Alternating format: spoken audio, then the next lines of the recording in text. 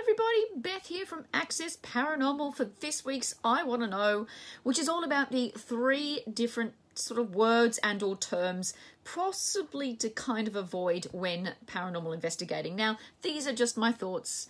It's anything that can help contribute to the paranormal field and for us as investigators. And some of the terminology we use technically isn't correct for what we're wanting to use it for. So, I mean, we're all human. I've used these terms in the past. I probably will end up still occasionally using them because, say, for instance, even with the first word I'm going to mention, I have that as part of one of my course titles, free course, which I'll talk about soon. So, hey, we're human. This is what's going to happen. But it's good to know why we're using these kinds of terms and terminology. Hi, Anne. Hi, Kaz. How are you? I've got my glasses, so I do the whole lean back at the moment. It's just good old long-sightedness when it comes to my age. Hi, Kaz. Hi, Rob. Good to see you guys. So, yeah, 3 different terms. 3 different terms and 3 different words that, and as I said, they get commonly used. I've used them before and probably will continue occasionally out of habit use them. So I will get stuck into it. Again, I'd love to know what your thoughts are on this. Use the comment section below as well for letting me know what your thoughts are on this, whether you think I'm being super fussy, I was going to say another word, or, you know, you're actually in agreement with it, or there's other words that you think that are incorrectly used when it comes to investigating. And we're not being like picky in the sense of, well, someone said that was an orb and it wasn't an orb. But it's not like that. You know, it's like the terms we use to describe what we do and the methods of what we do as well. So please let me know in the comment section below. Would love to know that. Now, the first word, this may not be a surprise for some, is the word debunk. Now, I don't know if anyone can really see that or if it's back to front. I have no idea right now. But anyway, that's what the word is debunk. Why would that be a problem to use? Because I'm a big fan of debunking. I'm someone who bases most of her investigating experience on the whole debunking theory and looking for plausible explanations. Well, there is a reason, dear people. There's a reason. It's mainly down to the fact that the word debunk, where it actually comes from. Now, it's believed to have come from the 19th century from a place in Spain called Bunker. And the reason why it has come from this particular spot is because people would play a particular card game. And you think, what the hell has this got to do with paranormal investigating? But I'm getting somewhere, trust me. So it's a particular card game they were playing, and someone would actually try to fraudulently, sort of win the game and sort of be giving misinformation about it, sort of thing, a bit like, gambling side of it. So bunco is where that word has come from, to the point where it was even known as a bunco artist. Now you start to see the similarities between a BS artist and how that word has actually been created as well. So bunco means to like fraudulently sort of deceive somebody or sell them something that is worthless, and for them to have thought it was full of wealth at the time. So of course, when as investigators we use the word debunk, we're going into a location. Something's happened, we're like, oh, that's really interesting. Hang on a second, let's see if we can debunk it. We're actually trying to find a plausible explanation. We're not actually saying, we believe this has been done fraudulently to deceive us, so we're going to try and actually find out how that's been done.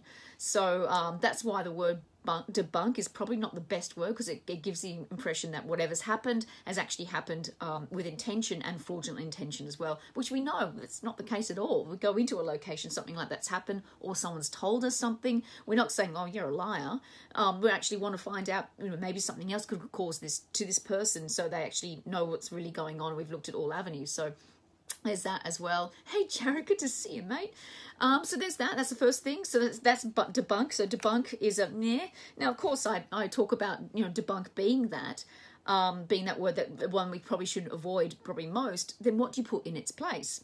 Well, lots of people who have been watching me and following for a while know that I use the term possible alternative explanations. Now, it's a bit blah, blah, blah. And here in Australia, we always round everything up. So I call it a PAE. What's your PAE? Oh, this happened. Let's check out the PAE first, and then let's think about other things we can do. And that's how I've often termed it as well. Again, it takes practice. I'm still learning. But I think it's just a better term to use, because that's exactly what we're doing. So using your PAE or possible alternative explanation to find something, look at that instead of actually thinking that there's fraudulent connotations attached to that particular situation and or person as well. Hey, Karen, good to see you, lovely. So that's the first word. That's the first word. Word number 2. We have the word evidence. Yay, woo. evidence. Why would I say that that's a word in the paranormal or paranormal investigating side of it to avoid? Well, evidence gives the connotation of the fact that something has been found. It's something factual and something research-wise. So and there's a couple of times where this word actually gets referenced that we have to be careful about how it's being referenced. So it's not just evidence in itself alone. It's a couple of things that we often use as investigators to describe certain situations. So say, for instance, evidence review. I'm going to do some evidence review. Now, again, it's almost a bit like a cart before the horse type thing. Evidence means it's something that's been found. Review means obviously you're reviewing something, but if you're about to do it, that means you found something or you're about to do it. It doesn't make any sense. So evidence review is probably not the best terminology to use. Again, it's widely used. It's very, very difficult not to use it. I say audio analysis or video analysis. That's the best way I get around that as well. It doesn't say that I've found something yet. I'm about to go and review it. I'm about to analyze what's been recorded. And then if something's come up, it may possibly be considered something else. Or normally it's an anomaly. I would really rarely recommend using the word evidence in the first place for that particular situation. But everyone's different. That's just how I work. So that might be a bit of a difference there. People say paranormal evidence. Ugh, it's as much as I would love that to be true, it's not technically. There is no evidence of the paranormal. So to be able to use that term is not recommended. Again, we want to be taken seriously for what we do, so we need to understand the terms that we're using. And so saying something as well, I'm looking for paranormal evidence, it's like there is no such thing. But then, of course, in saying that, then what do you use, or what terms would you use? I'll go into that fairly soon. And, of course, there is the one that talks about scientific evidence. So a lot of teams and groups all around the world, not just here in Australia, say I'm looking for scientific evidence of paranormal phenomena. Again, you have to understand this, what the term scientific evidence actually is. You need to have repeatable study, research, information.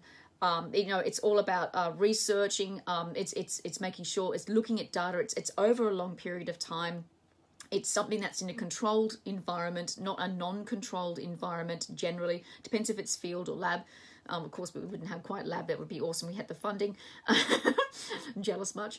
But yes, that kind of stuff. And also with scientific evidence, it's peer reviewed. I mean, there is so much more to scientific evidence and the term that's used for that. You've got the method as well, a scientific method to go through in order to make something considered possibly scientific. So unless you're actually going through that process, avoid using the term scientific evidence. Again, as I said, there are technically at this point in time, there is no such thing as scientific evidence towards the paranormal, but does not mean we should stop. It doesn't mean we shouldn't find ways in which to do it or look for it. The best terminology, apart from using something like the word scientific evidence, I would suggest using data gathering. I'm gathering data at the moment for finding out whether or not this is actually something possibly paranormal. Now, for us who've done it for a little while, we'll know that if patterns are a very, very important thing when it comes to data gathering. Is there a consistent pattern? Is it a sporadic pattern? If it's more sporadic, then it's less likely to be something that's naturally caused. So little things like that. But data gathering is probably a better alternative instead of scientific evidence. As much as it would be awesome to be able to say that, particularly in my lifetime, science thought the world was flat. That if you drove any faster than 30 miles an hour in the first motor car, that your body would explode. I mean, things can change, right? We're always learning about the world. So fingers crossed the afterlife of some sort or something to do with paranormal phenomena will be found out eventually. I'll probably end up being somebody who can cast an EVP at that point, if that's the case. Oh my God, my computer's gone funny. The joys. So that's one aspect of that as well. Let me remember my password so I can actually get back in. Oh, brilliant. So those are the two words. So we've got debunk and we've got evidence. Then, of course, we've got the third, which is EVP session.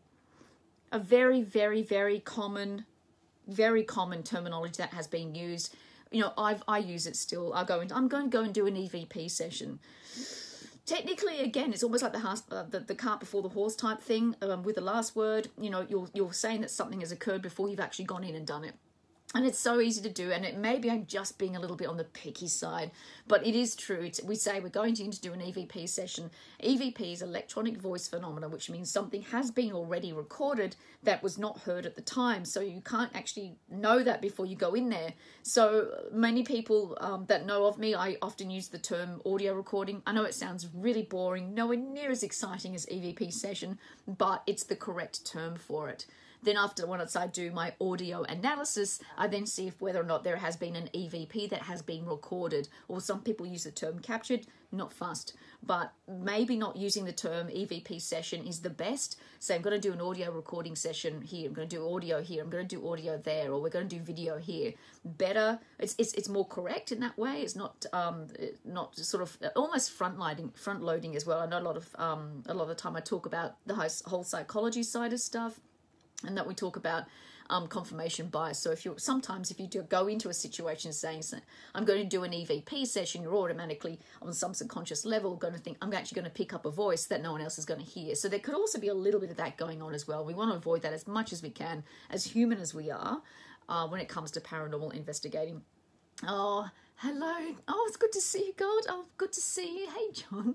So yes, for those who've just joined in, you might want to forward back to the replay. That makes no sense, but I'm just going to say it anyway. And listen back or watch the replay at some point. Would it be great? Of all the different types of terminology. Again, I'm open to suggestion. If there's other words, like I said, that you just think, I've used that, and that's something that bugs me, or maybe we can try and use this. It's anything that's going to help term what we do correctly as well. So we want to be able to use the right terms, and that's again is going to help lift the field up as much as it should be lifted as well. So thank you everybody for joining. Do take care. I'm looking forward to reading your comments after this, and until next week, take care.